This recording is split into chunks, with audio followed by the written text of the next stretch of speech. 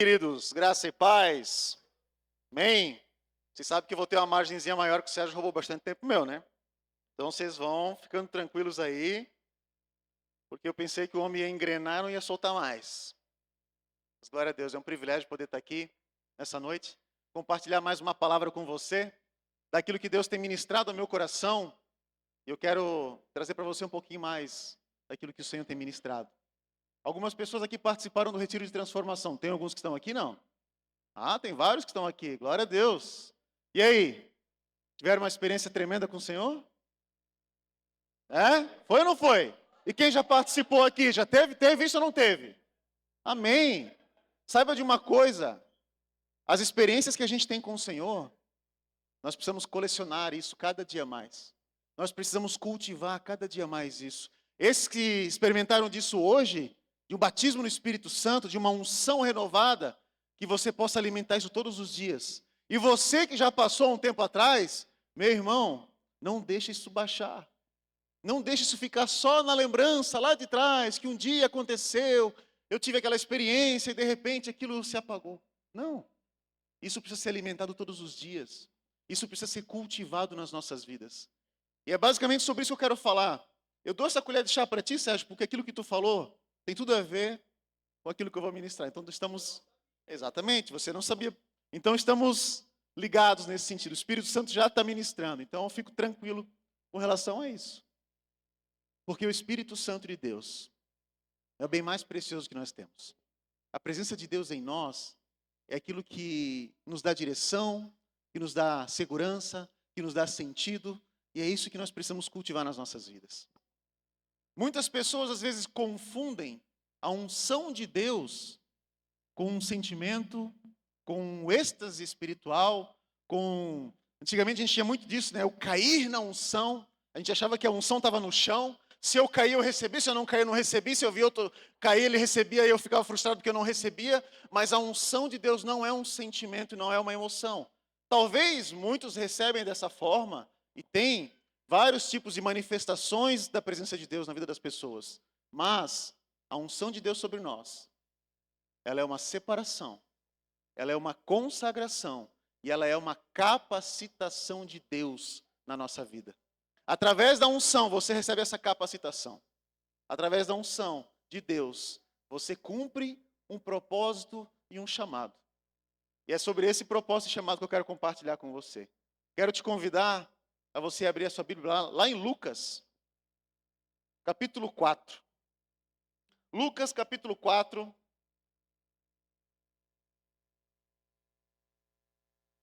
A partir do versículo 14. Esse texto fala de Jesus começando o seu ministério. Aqui inicia o ministério de Jesus. Foi um momento onde Jesus foi batizado. Logo em seguida, ele foi levado para o deserto.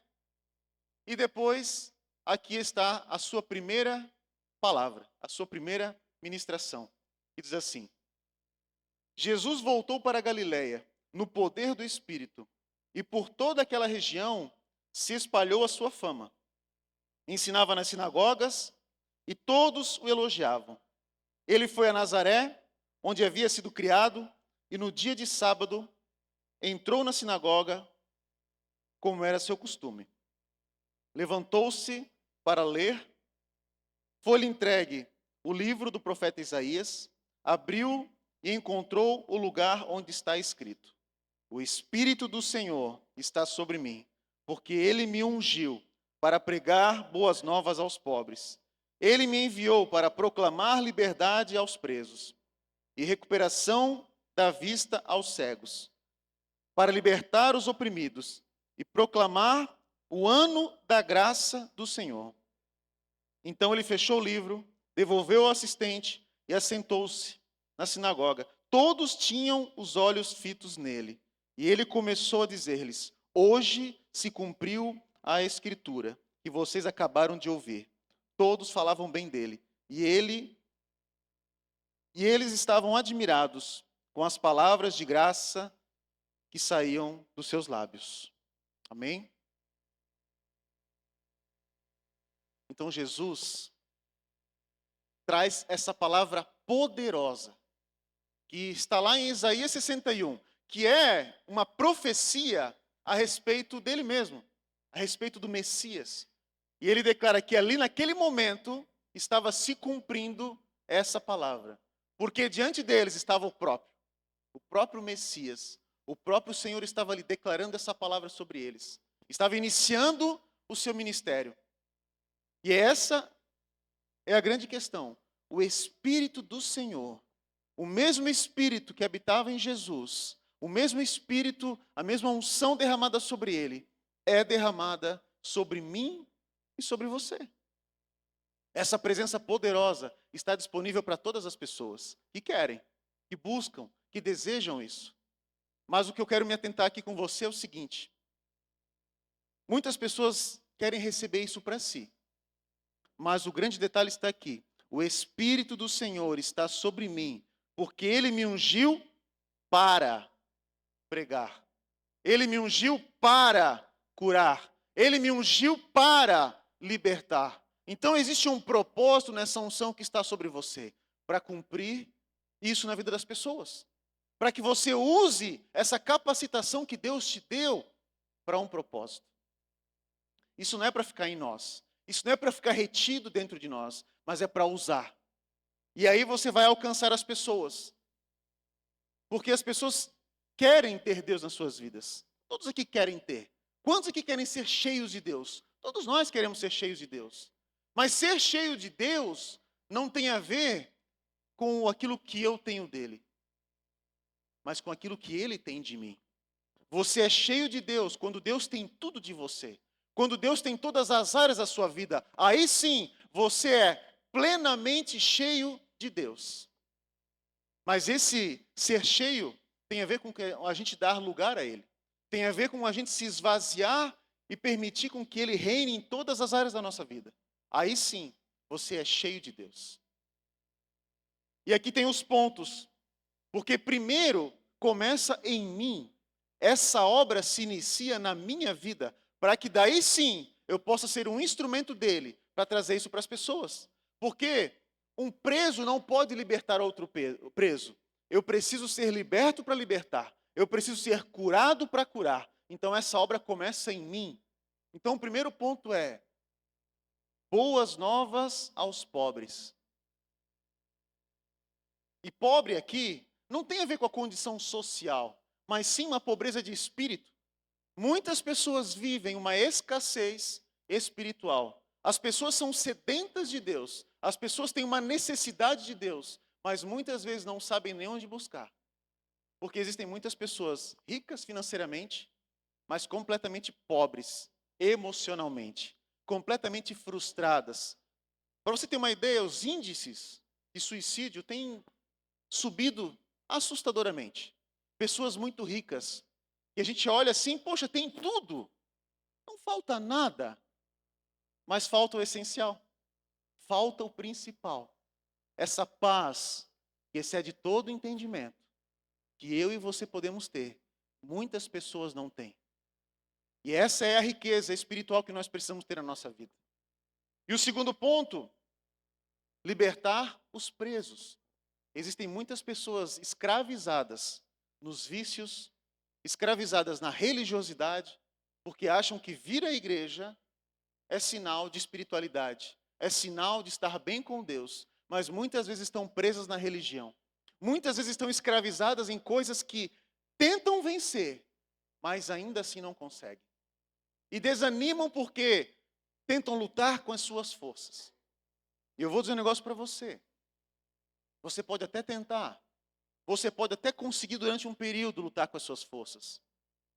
Mas se você não lutar com as forças do Espírito, você não consegue vencer. Porque você está todos os dias lutando contra a sua vontade. Todos os dias. E tem horas que ela vai vencer.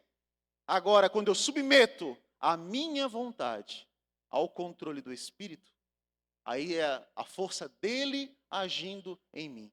E aí sim eu consigo submeter a minha vontade ao controle do Senhor. Então esse é um outro ponto. Dar vista aos cegos. Existem muitas pessoas cegas espiritualmente. Existem muitas pessoas que não sabem por onde estão caminhando. Que estão vagando por aí sem direção. Que estão perdidas em si mesmas.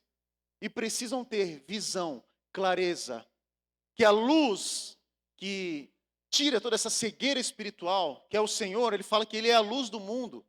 Quando Deus criou todas as coisas, a primeira coisa que ele criou é que ele falou, haja luz, porque é diante da luz que as coisas são descobertas. É diante da luz que você tem direção para a sua vida, e o Senhor precisa trazer essa luz sobre a sua vida. Primeiro isso começa em nós, e depois ele proclama o ano aceitável do Senhor, o ano da graça, porque Jesus veio sim para estabelecer o tempo da graça, que é esse favor imerecido, que eu e você não merecemos, mas que ele já estabeleceu sobre nós, através do seu sacrifício. Então isso precisa ser real na minha vida. Isso precisa fazer sentido em mim. E como que isso acontece? Você já começa a ter um entendimento de que você precisa. Ok, ótimo. Mas como que isso acontece? Sabe onde? É no deserto. É no deserto que você é forjado. É no deserto que você é preparado. E é tão interessante que Jesus, se a gente voltar um pouquinho ali, em Lucas 4:1, antes de iniciar, antes de Jesus fazer isso, declarar, antes de Jesus ministrar essa palavra, primeiramente ele foi levado para onde? Para o deserto. E aí a Luana me olha, porque eu sou o cara da sofrência. Eu gosto de falar dessa situação tenebrosa que a gente passa. Sabe por quê? Eu sinto uma grande responsabilidade, sabia?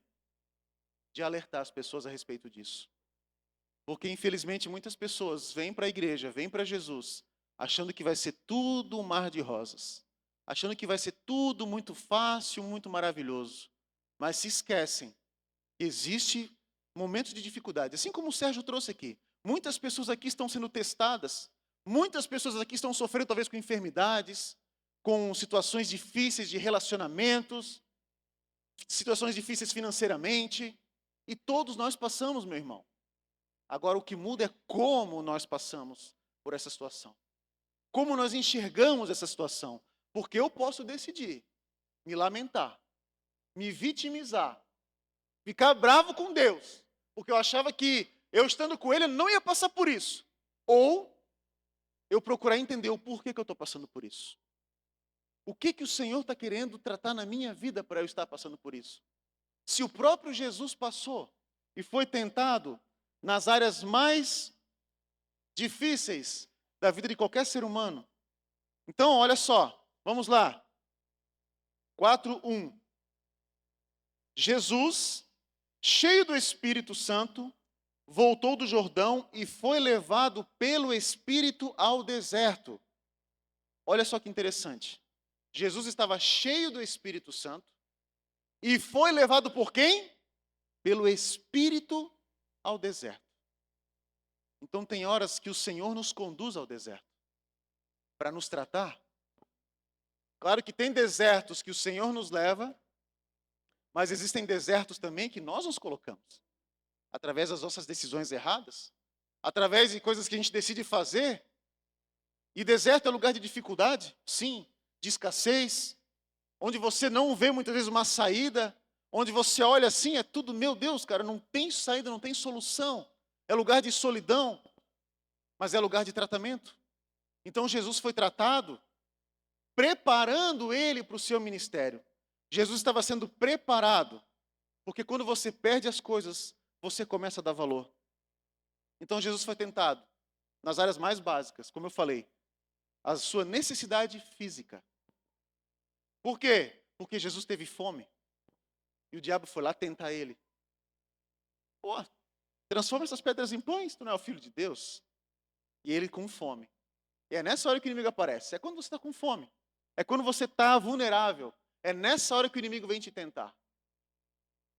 Depois, o status. Que é aquilo que muitas pessoas buscam vivem uma vida inteira atrás de status.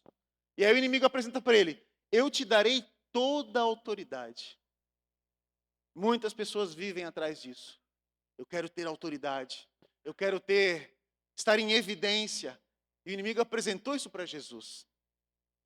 Bens, conquistas. O inimigo falou assim, ó, tá vendo isso aqui, ó? Tudo isso aqui eu te dou. Se você se prostrar e me adorar. Os bens, o bem material e principalmente a sua identidade. Por vários momentos o inimigo falou para o Senhor assim: se tu és filho de Deus, te atira. Se tu és filho de Deus, transforma essas pedras em pães. Tu não é filho de Deus? Estava questionando a sua identidade de filho. Porque sabia que Jesus ia proclamar isso durante todo o seu ministério, que ele era o filho de Deus. E muitas vezes, se nós não temos esse entendimento de quem nós somos, nos tornamos vulneráveis. Por isso é muito importante nós sabermos disso. Porque lá na frente, Jesus ia passar por todas essas situações. E ele iria saber como lidar com todas elas. E olha só que coisa interessante. Vamos comigo lá de novo, ali no versículo 14.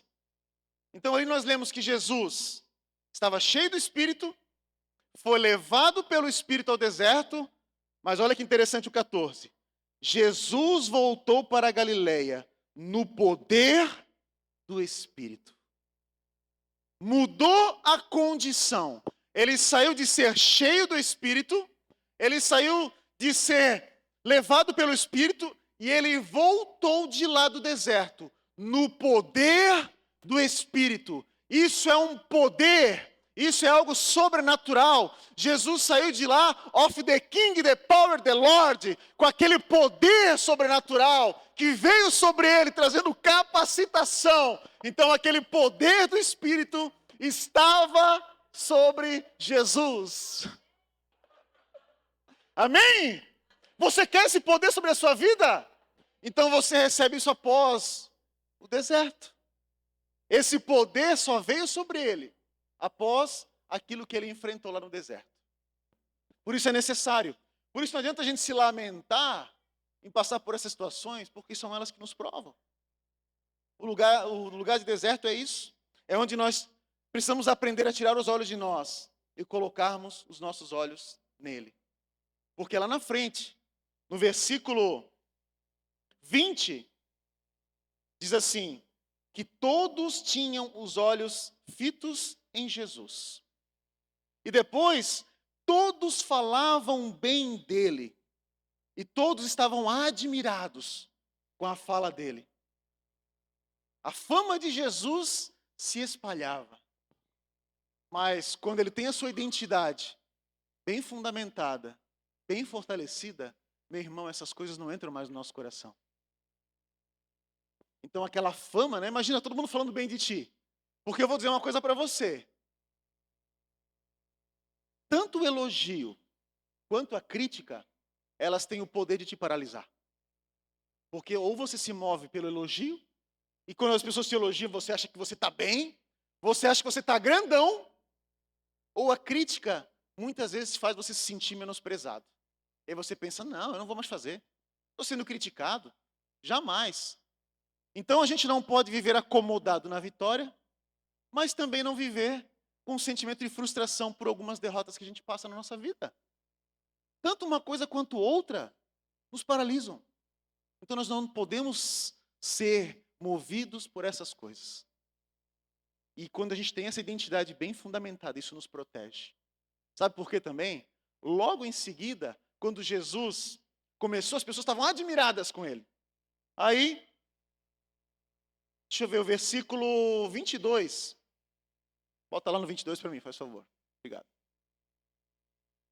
Todos falavam bem dele e estavam admirados das palavras de graça que saíam dos seus lábios. Contudo, perguntavam, não é esse o filho de José?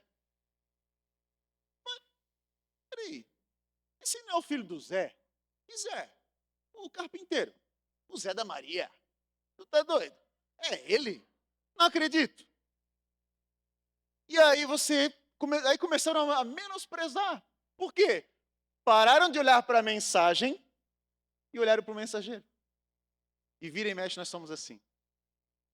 Nós tiramos nossos olhos da mensagem. Não que quem está ministrando a mensagem não tem que dar exemplo. Obviamente que sim. Mas nós perdemos essa sensibilidade. Quando nós tiramos os olhos de Jesus e começamos a olhar para as pessoas, nós começamos a perder essa sensibilidade. E aí nós menosprezamos as pessoas. Quer ver quando a gente se acostuma? A gente se acostuma aqui, eu escuto o Sérgio pregar, aí daqui a pouco tu se acostuma, daqui a pouco aquela palavra que quando você vinha para cá, uau, meu Deus falou comigo. Aí daqui a pouco, não. Eu passei por isso. Tem um pastor, Blumenau, e eu de vez em quando trocava uma ideia com ele, eu estava passando por um dos momentos difíceis, e foram vários, mas daí eu fui num outro lugar, numa outra igreja, eu não lembro se eu vi uma ministração, mas eu acho que fui em outro lugar. Saí de lá e falei, meu Deus, é isso, que revelação, que palavra. Fui correndo contar para ele. E ele falou assim para mim, rapaz, eu estou te falando isso há tanto tempo. Tudo isso que tu estás falando para mim, eu já te falei. Só que quando é outra pessoa que fala, de fora, valoriza muito mais, né? Porque a gente se acostuma com as pessoas que estamos aqui no dia a dia e a gente não dá mesmo valor. Parece que quando vem de fora, uau, meu Deus, que revelação. E está ouvindo isso um tempão. E eu pensei, rapaz, é mesmo. Olha a forma com que eu estou olhando. Olha como está o meu coração. Como eu estou acostumado. Ou até mesmo com Jesus nós fazemos isso. Quando você começa a sua caminhada, tudo é lindo. Tudo é maravilhoso. Tu olha para a formiga, Deus falou contigo através da formiga. Tu olha não sei para onde que Deus falou comigo, tu chora. Meu Deus, já chegou chorando. Depois, não gostei dessa música. O som está muito alto. Não, essa palavra, não sei o quê. Porque a gente começa, aquele Jesus que nós éramos apaixonados, que a gente não via a hora. De repente a gente já não quer mais orar tanto. Jesus já começa a se tornar o filho do Zé. Jesus, tudo bem. Se ele puder me abençoar, amém. Se não, tá tudo certo. E aí o nosso coração começa a se perder nessas coisas. E nós começamos a deixar de viver a simplicidade do Evangelho. Nós perdemos a simplicidade. Então, por isso que Deus precisa nos levar para o deserto, para matar um pouquinho dessa arrogância, para nos colocar no lugar certo. Por isso nós precisamos ser conduzidos ao deserto. Isso é um sinal, não é de castigo de Deus, isso é um sinal de proteção. Pensa comigo uma coisa. Quem aqui já foi demitido sem esperar?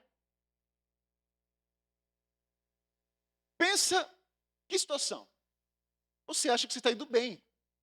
Tá tudo certo, ninguém me falou nada, tá tudo certo, estou fazendo o meu trabalho.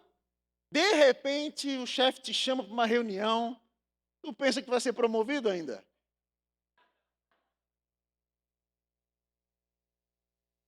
Sai de lá com a azulzinha na mão. Passa lá no RH. Aí tu pensa, cara, por que não me falou? Por que não me deu um feedback? Por que nas reuniões ali não falou que, cara, isso aqui não está legal, para dar tempo para você se ajustar, não é verdade? Tu sai assim, pego de surpresa. Agora, pensa se Deus faz isso com você. Você vem para a igreja, acha que está tudo muito bom, eu venho todo domingo, está tudo muito bem, chega no dia do juízo, não te conheço. Mas, Senhor, eu estava lá todo domingo, meu Deus, como é que não? Não, tu é orgulhoso, tu é arrogante, não perdoa. Mas, Senhor, por que não falou isso para mim? O Senhor te fala. Através do deserto você aprende. São essas situações que o Senhor traz à tona, coisas que estão aí dentro e precisam ser tratadas. Porque o processo que a gente passa na nossa vida é assim. Você se entrega para o Senhor, mas ainda assim existe um processo de transformação, porque você vai ficando cada dia mais parecido com Ele, mas para ser mais parecido com Ele, eu preciso morrer. Existem coisas dentro de mim que só quando eu passo pela situação difícil é que elas são reveladas. E isso é um sinal de amor. Isso é um sinal de alerta de Deus sobre a sua vida. Por isso ele permite você passar por essas situações. Então, Deus usa o deserto para justamente trazer para você direção. Abre comigo também lá em Deuteronômio 8. Porque agora eu vou te dizer qual que é o propósito do deserto. Já entendemos que é necessário passar por ele, que faz parte do processo. Mas por quê? Para quê que o Senhor me faz passar por isso? Vamos dar uma olhadinha lá. Versículo 2. Deuteronômio 8, 2. Lembrem-se de como o Senhor, o seu Deus, os conduziu por todo o caminho no deserto, durante esses 40 anos, para humilhá-los e pôr vocês à prova, a fim de conhecer as suas intenções, se iriam obedecer aos seus mandamentos ou não. Aquilo que o Sérgio falou aqui. Nós muitas vezes somos colocados à prova.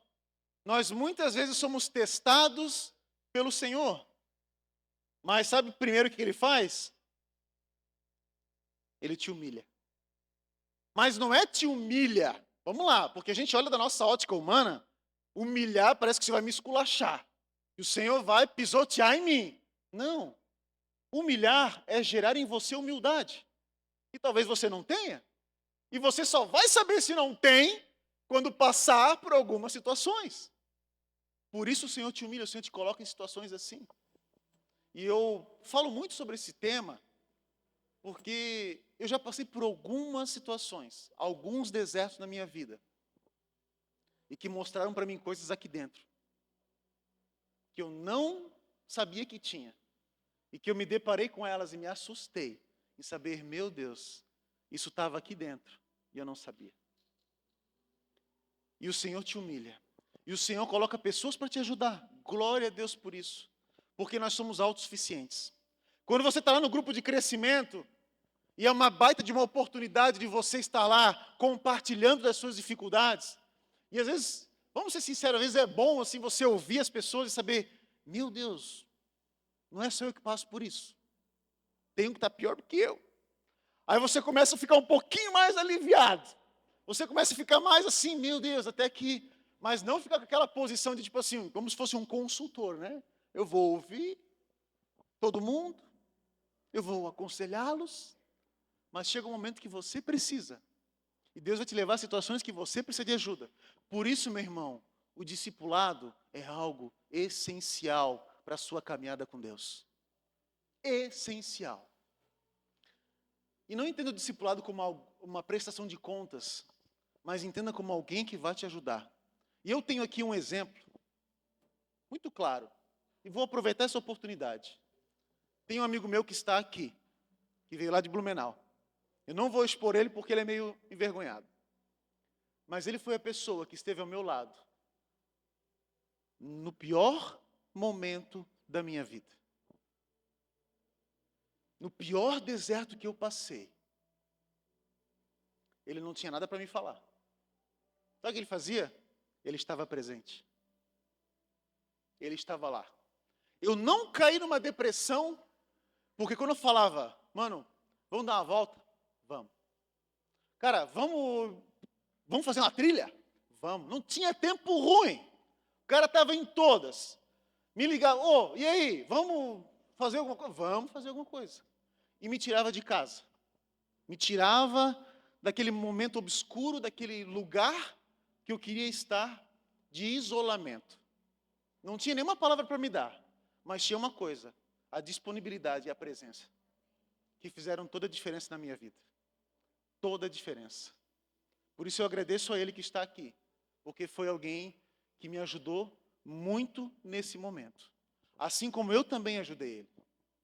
Porque quando eu conheci, ele parecia aquela música da Xuxa. Era só cabeça, ombro, joelho e pé. Hoje ele já está mais encorpadinho, está até namorando. Então, para te ver como a gente vai se ajudando, a gente vai, acrescentando um na vida do outro. E por isso eu glorifico, irmão, como é bom você poder caminhar em comunhão com alguém. Como é bom você poder ter alguém que vai te ajudar e vai te estender a mão, porque eu também passei por situações onde eu tinha uma postura de querer ajudar as pessoas, aconselhava, falava, ó, é assim, assim, assado. E aí, teve uma pessoa que ela tinha uma dificuldade, e ela não correspondia àqueles conselhos que eu dava. E a minha posição era, olha, falei, fiz a minha parte, não quer fazer, é porque não quer nada com nada. Ponto.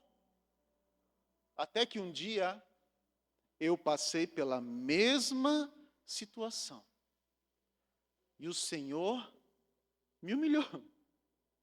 E aí, sabe o que aconteceu?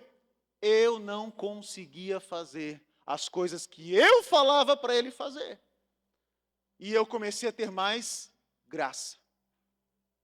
Porque só entende de graça quem um dia precisou dela. Isso eu digo para você na prática. Eu só entendi que ele não conseguia fazer, porque quem olha de fora é muito fácil. Agora vai passar para te ver, meu irmão. Então, por isso a gente não pode menosprezar a dificuldade de outra pessoa, a menos que você já tenha passado por ela. E isso o Senhor faz na nossa vida, para justamente tratar você. Porque o deserto é um lugar de confronto. Porque não é um lugar de conforto. Porque aquilo que te conforta, não te confronta. E o deserto, ele serve para isso, para trazer essa restauração sobre a sua vida. E por isso ele é necessário. E Deus, ele resiste ao soberbo, mas ele dá graça aos humildes. E ele tira esse orgulho, essa incredulidade e essa autossuficiência das nossas vidas. E é interessante que nesse texto de Deuteronômio também fala que o Senhor diz que ele deixou eles passar fome. E depois ele deu o sustento do maná, que vinha todos os dias. Diariamente, o Senhor dava a eles o maná. Mas ele não deixava eles estocarem o maná. Sabe por quê? Qual que seria a nossa tendência? Eu estou no deserto. Será que amanhã vai vir maná? Eu vou garantir o meu. Vou fazer um estoque aqui, porque e se amanhã não vier? E o Senhor não permitia isso acontecer. O maná apodrecia. Sabe por que isso acontece? Porque muitas vezes nós nos apegamos à provisão e nos esquecemos do provedor. Muitas pessoas vivem buscando provisão de Deus e se esquecem de que Ele é o provedor. E se eu estou alinhado com Ele, a provisão virá. Se eu estou conectado com Ele, a provisão virá. Porque Ele não vai te abandonar. Porque Ele é um Deus que te ama. Ele é um Pai de amor, que te sustenta em todo o tempo e te guarda. E depois o Senhor te coloca à prova. Depois de humilhar, Ele traz provas sobre a nossa vida. E o que são essas provas? Na prática, todos aqui já passaram pelo colégio, pensa no dia de prova. Você já ia tremendo. Eu, particularmente, quando falava de matemática, meu Deus, eu já começava o ano sabendo que eu ficaria em recuperação no final dele. Eu já vinha preparado, física e matemática, era batata. Aí eu começava o ano assim, cara, esse ano eu vou prestar atenção. Meu Deus, esse ano duvido que eu vou ficar. Aí olhava lá o professor, pá, ele fazia as contas no quadro, pá. Falei, meu, é isso aí, cara, fácil. Meu, peguei. Pessoal, agora vamos fazer exercício, cada um por si. Meu Deus, quando eu começava, sumia tudo. Já não sabia de mais nada, já pensava, meu Deus, olhando ele fazer era tão fácil. Mas quando eu fui fazer, ou quando era dia de prova, porque daí no dia da prova, o professor fica em silêncio. A prova, ela serve para quê? Para ver o quanto você assimilou daquela matéria. E o Senhor te coloca à prova para ver se você é um teórico da palavra ou se você pratica ela. Porque é muito fácil entender da palavra, mas praticar ela, viver ela, são as provas que revelam. Por isso elas são necessárias, porque as provas revelam o quanto você vive e o quanto você entende essa palavra de Deus sobre a sua vida. Portanto, elas são extremamente necessárias para você obedecer. Porque é muito fácil a gente falar que ama a Deus. É muito fácil a gente falar que a gente é fiel a Deus. Até que Pedro falou, não, Senhor, eu estou contigo até a morte. Eu estou contigo e não abro. Estamos juntos. Até que o cinto apertou para o Pedro. O que Pedro fez? Negou. Deitou o cabelo. Pedro, não conheço, nunca ouvi falar, não sei nem quem é. Mas na teoria, meu Deus. Então, essas coisas servem para nos mostrar grandes coisas. E para ver se a gente realmente obedece aos mandamentos do Senhor sobre a nossa vida. Portanto, muitas pessoas acabam desanimando. Mas em Tiago 1:2 fala assim, feliz é o homem que persevera na provação, porque depois de aprovado, receberá a coroa da vida, que Deus prometeu aos que o amam. Aquele que persevera na provação, esse será aprovado. E Lucas 9:23 diz, se alguém quiser vir após mim, negue-se a si mesmo. Tome diariamente a sua cruz e siga-me. Sabe um ponto que me chamou a atenção aqui? É um versículo muito conhecido. De nós negarmos a nós mesmos, a nossa vontade. Mas aqui fala assim, tome diariamente a sua cruz. Ou seja, todos os dias eu preciso ir para a cruz. Todos os dias eu preciso submeter a minha vontade à vontade do Senhor. Todos os dias. Então, para que eu viva a vontade dEle, que é boa, perfeita e agradável, eu preciso abrir mão da minha vontade. E aí eu trago um paralelo sobre... Porque às vezes as pessoas pensam, não, você é louco, não compensa. Para que eu vou abrir mão da minha vontade para viver a vontade do Senhor? E se a vontade dEle não vier de encontro com a minha? Meu irmão, a vontade dEle é a melhor. Em muitas áreas da sua vida você abre mão da sua vontade. Agora para o Senhor não. Quer ver o povo que é casado? Você que é casado, nós que somos casados, meu irmão, você não pode mais viver uma vida de solteiro. Nós assumimos um compromisso, uma aliança. E se eu vivo uma vida de solteiro, não existe aliança. Por isso eu preciso ceder. E essa parte não é fácil. Quer ver uma coisa? Nós temos um grupo de futebol, rapaziada da igreja. E aí, galera, vamos jogar bola no sábado? Aí os solteiros começam, pá, vou. E os casados... Aí a galera começa a cobrar a gente. E aí, vai ter jogo ou não vai? Rapaziada, tem toda uma negociação. Tem toda uma preparação para você chegar lá e confirmar. Não é assim. Às vezes eu confirmo rápido, mas eu confirmo pela fé. Se vai acontecer ou não, é outra história. Mas eu preciso fazer uma negociação. Aí eu vejo uns irmãozinhos, olho os stories dos irmãos, é florzinha daqui, é jantarzinho de lá. Eu falo, ei, o irmão está semeando. Está semeando para sábado, recebeu o alvará de soltura. Então, não é mais não tem mais a ver comigo. Eu preciso ceder, e eu preciso negociar, porque eu não sou, é uma aliança. Quer ver uma coisa também? Eu estava brincando, minha mãe estava aqui de manhã, e é mais ou menos assim, né?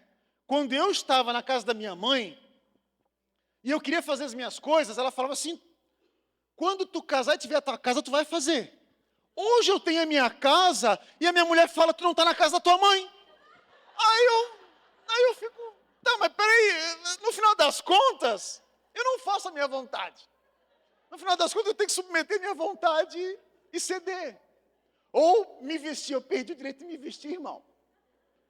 Quando eu saio do banho, eu olho em cima da cama, já está tudo montadinho. Aí eu penso, mas eu não queria. Não, tu vai. Porque tu precisa ir combinando comigo. Aí eu percebi que eu sou um acessório. Que eu preciso estar combinando, então já está tudo pré-determinado, a roupa que eu vou, porque eu tenho que combinar. Hoje isso já está meio que automático, né? A gente até olha assim, olha só, já está combinando. Eu falei, se eu não combinar também, né? Então eu já vou preparado. Ou quando eu vou no provar roupa, ela já entrega na minha mão. Para mim, a camisa preta, cinza, e está tudo certo, o mais básico possível. Vai lá que eu quero ver. Aí tu vai no provador, quando tu sai do provador, tá ela, a vendedora, e tem mais duas que estão lá esperando o marido também. Aí tu parece que está sendo avaliado. Aí tu sai do provador, aí uma está olhando meio assim, a vendedora diz que está bom, sempre vai dizer que está bom. Ficou perfeito. A esposa torceu o nariz, a outra que não tem nada a ver com a história também torceu. Dá vontade de falar, a jurada número 3 não gostou.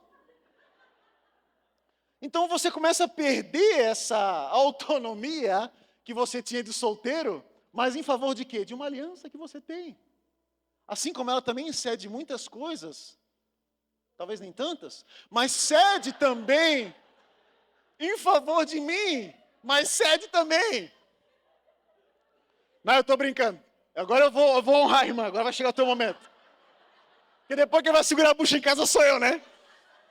Então assim, meu irmão, não sei se vocês sabem, mas faz uma semana que nós nos tornamos gasparenses. Então, estamos aí. Está sendo fácil? Nada. Pensa numa semana tribulada, meu irmão. Pensa numa semana mudança. Meu Deus, aí prepara a casa lá. A gente tinha a nossa casa em Blumenau. E aí a ideia seria comprar algo aqui em Gaspar. E nada dava certo. E fazia proposta, e não dava, e não ia e tal. De repente surgiu a possibilidade de uma casa para alugar. Mas a gente não queria alugar. Aí já vi mais, Deus assim, tu não quer alugar? Peraí. Deus dando aquela tratada. Por quê? Coisas do meu coração que precisavam ser tratadas. E aí eu começo a ficar ligado. Porque eu não posso ficar apegado à minha provisão. Eu tenho que ficar ligado no provedor, ele pode fazer o que ele quiser aqui.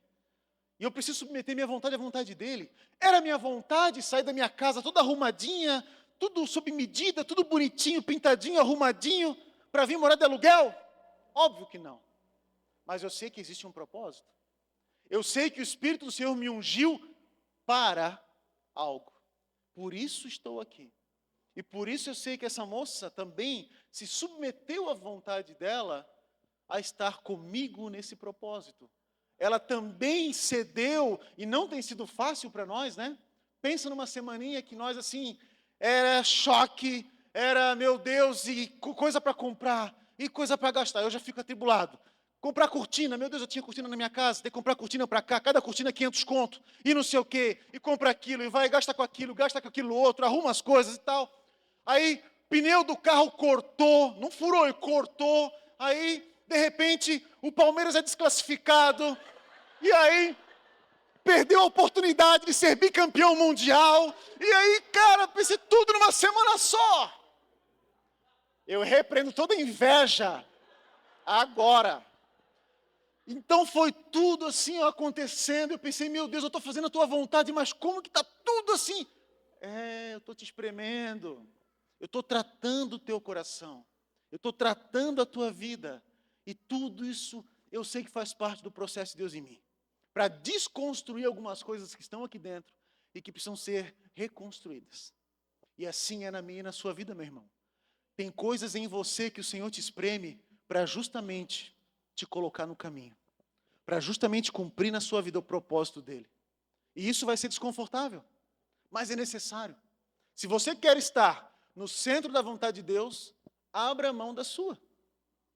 Abra mão da sua. Porque vale a pena. Porque Ele é um Deus de amor. Ele é um Deus que te ama e te guarda em todo o tempo. Então, às vezes, a pessoa está disposta no trabalho, a abrir mão de muita coisa, de família, de tempo, de filhos, por conta de salário.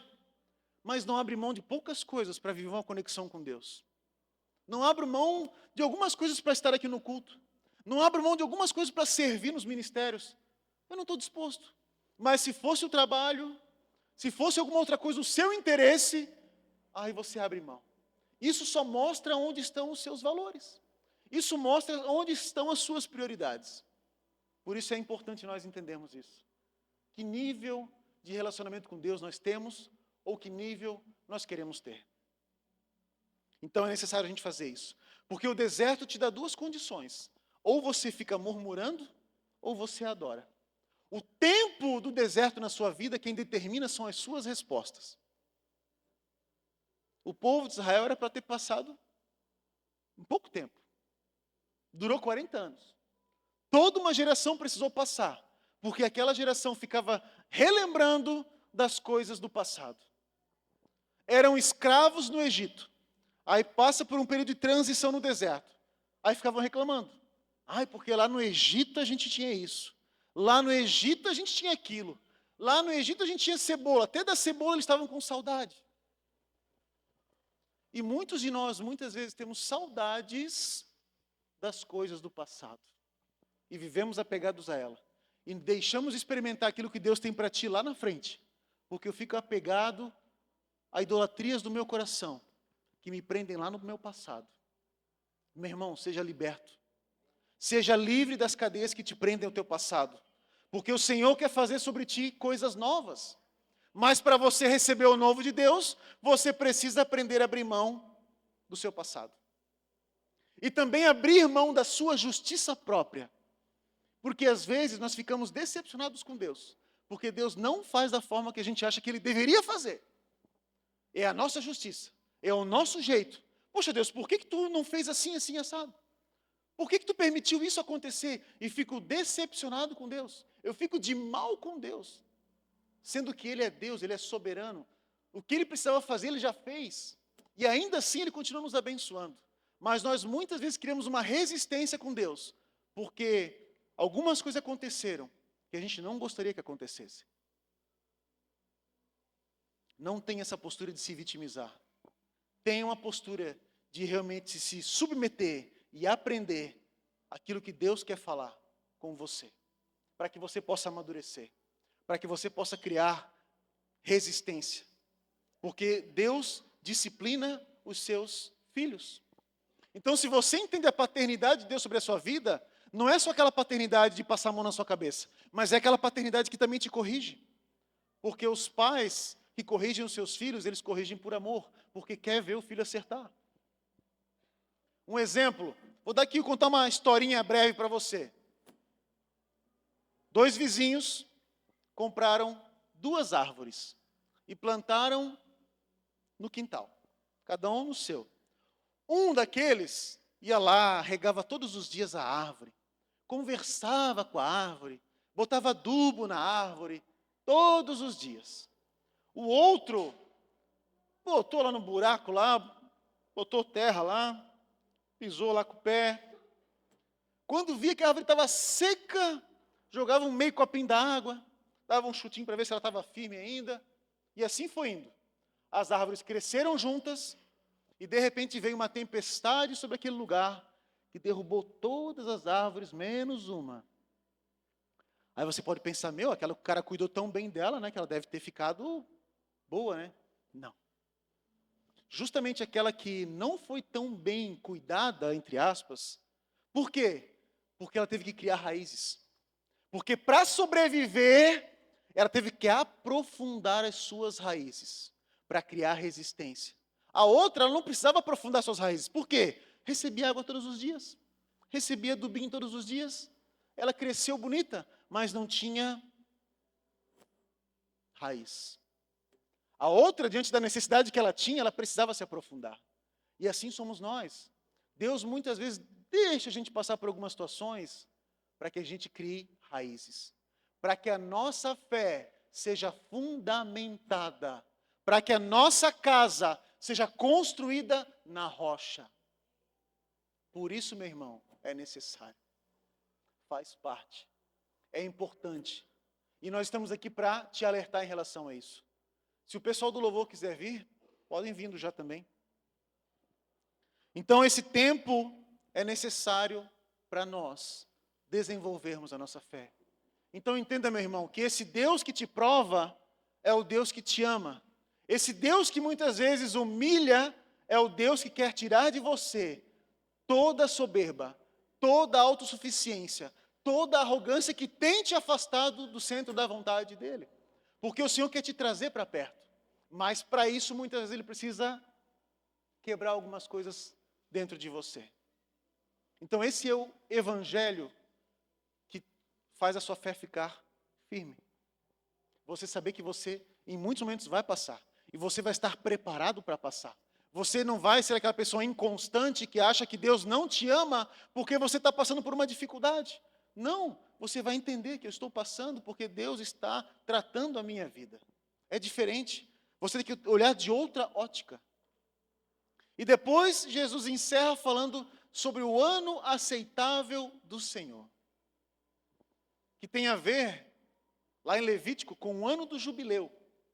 Que esse ano, a cada 50 anos, ele acontece, que é um ano especial onde as terras voltavam aos seus donos. Os escravos eram libertos e as dívidas eram perdoadas. E o Senhor vem estabelecer essa graça sobre as nossas vidas, onde o Senhor perdoa todas as suas dívidas, onde o Senhor te tira da escravidão do pecado e onde o Senhor te traz para debaixo da sua graça. E isso é maravilhoso. E isso está disponível